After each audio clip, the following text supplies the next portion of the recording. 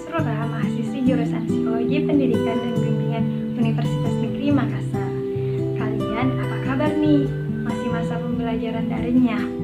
Ayo, jangan rebahan terus, tetap produktif ya. Di sini, kakak akan menjelaskan salah satu hal yang bernama adversity question, atau yang biasa disebut dengan kemampuan pemecahan masalah. Saiful Mujani Research and Consulting merilis data hasil survei yang dilakukan pada rentang waktu 5 hingga 8 Agustus 2020 kemarin terkait pendidikan online di masa pandemi COVID-19 ini. Hasil survei tersebut menunjukkan bahwa 92% peserta didik mengalami banyak masalah dalam mengikuti pembelajaran daring. Nah, untuk itu di sini kakak akan menjelaskan beberapa hal terkait adversity question itu. Lalu, apa sih itu adversity question?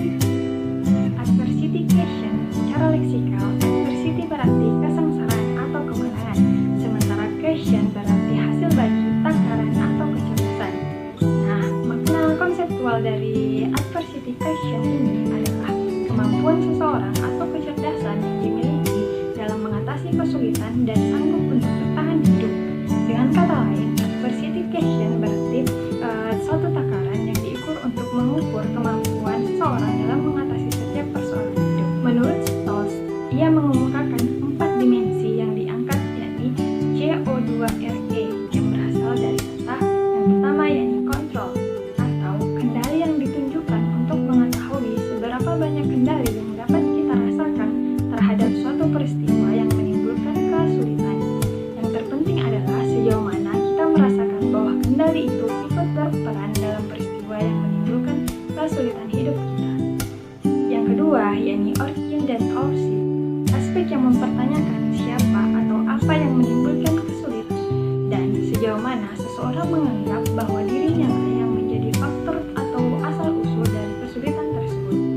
Yang ketiga, yakni reach, merupakan bagian dari arti yang mempertanyakan sejauh mana kesulitan akan menjangkau bagian-bagian lain dari kehidupan. Yang keempat, yakni outrange, dalam bahasa Indonesia dapat diartikan ketahanan, yaitu aspek yang mempertanyakan dua hal yang berkaitan, yaitu berapa lamakah kesulitan akan berlangsung dan berapa lamakah penyebab kesulitan itu akan berlangsung lama.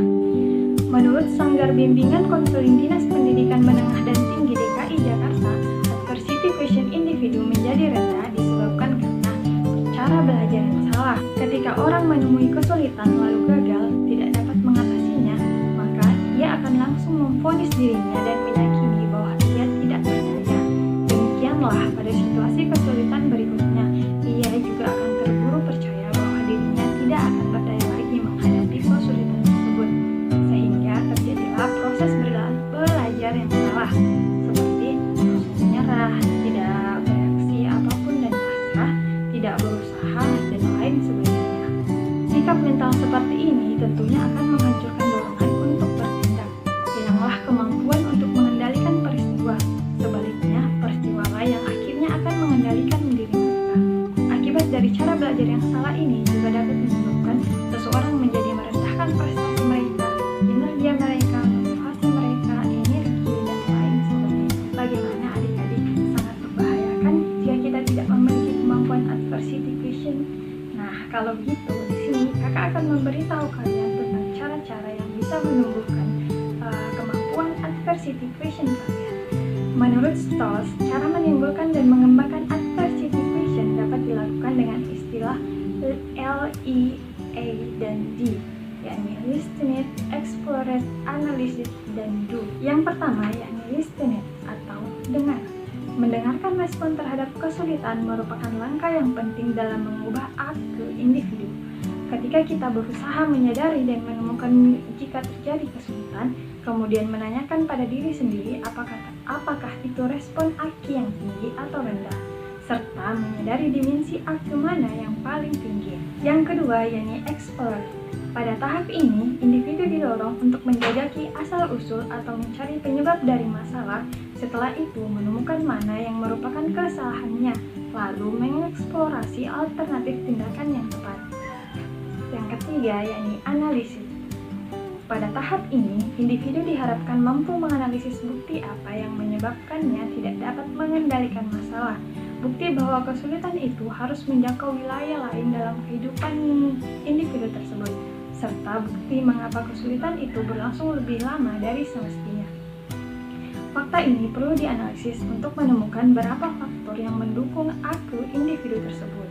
Dan yang terakhir, yakni keempat, do. Individu diharapkan mengambil tindakannya setelah melewati tahapan-tahapan sebelumnya. Diharapkan individu tersebut dapat mendapatkan informasi tambahan guna melakukan pengendalian situasi yang sulit, kemudian membatasi jangkauan keberlangsungan masalah saat kesulitan itu terjadi. Nah, sekarang hayo mengaku kalian ada di tipe mana ketika menghadapi masalah. Kalian tentunya sudah tahu juga kan tata cara meningkatkan adversity question yang telah kakak jelaskan tadi. Untuk itu, jika ada yang masih ingin ditanyakan, silakan komen di bawah. Oh iya, jangan lupa tetap produktif ya. Kalau begitu, sampai di sini dulu ya penyampaian kakak. Ingat, jangan lupa jaga kesehatan. Sampai jumpa.